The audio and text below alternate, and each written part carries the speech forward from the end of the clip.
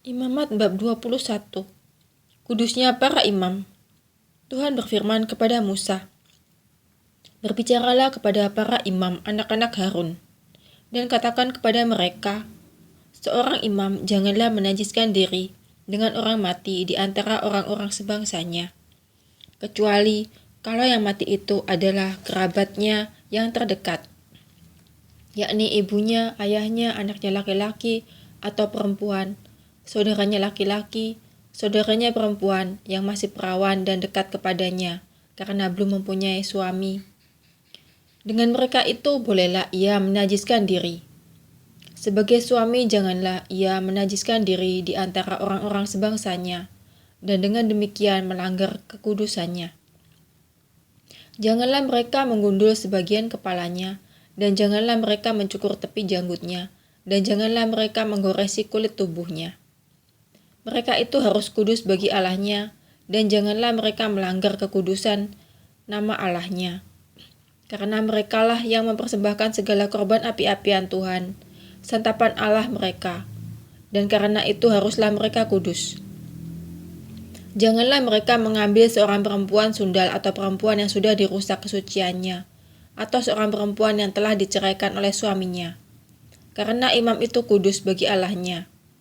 Dan kamu harus menganggap dia kudus, karena dialah yang mempersembahkan santapan Allahmu. Ia harus kudus bagimu, sebab aku, Tuhan, yang menguduskan kamu adalah kudus. Apabila anak perempuan seorang imam membiarkan kehormatannya dilanggar dengan bersundal, maka ia melanggar kekudusan ayahnya, dan ia harus dibakar dengan api.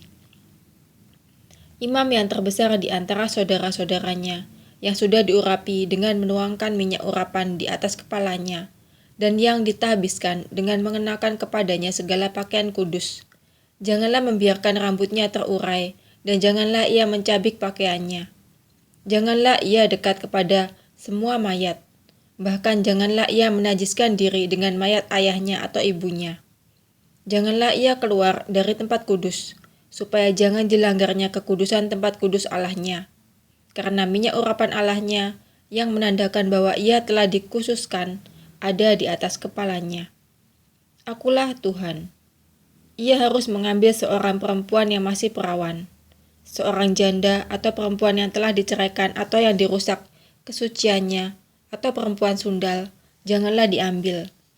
Melainkan harus seorang perawan dari antara orang-orang sebangsanya, supaya jangan ia melanggar kekudusan keturunannya di antara orang-orang sebangsanya, sebab akulah Tuhan yang menguduskan dia. Tuhan berfirman kepada Musa, "Katakan kepada Harun begini, setiap orang dari antara keturunanmu turun-temurun yang bercacat badannya, janganlah datang mendekat untuk mempersembahkan santapan Allahnya. Karena setiap orang yang bercacat badannya tidak boleh datang mendekat.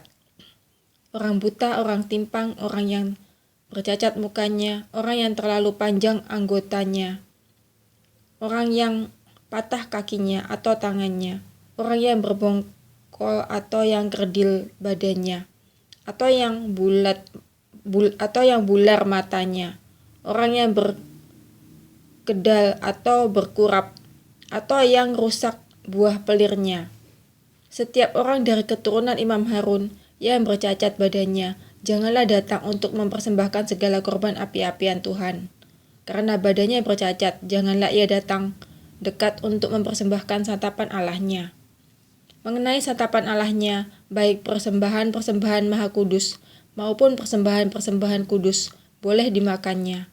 Hanya janganlah ia datang sampai ke tabir, dan janganlah ia datang ke mezbah, karena badannya bercacat, supaya jangan dilanggarnya kekudusan seluruh tempat kudusku, sebab akulah Tuhan yang menguduskan mereka." Demikianlah Musa menyampaikan firman itu kepada Harun serta anak-anaknya dan kepada semua orang Israel.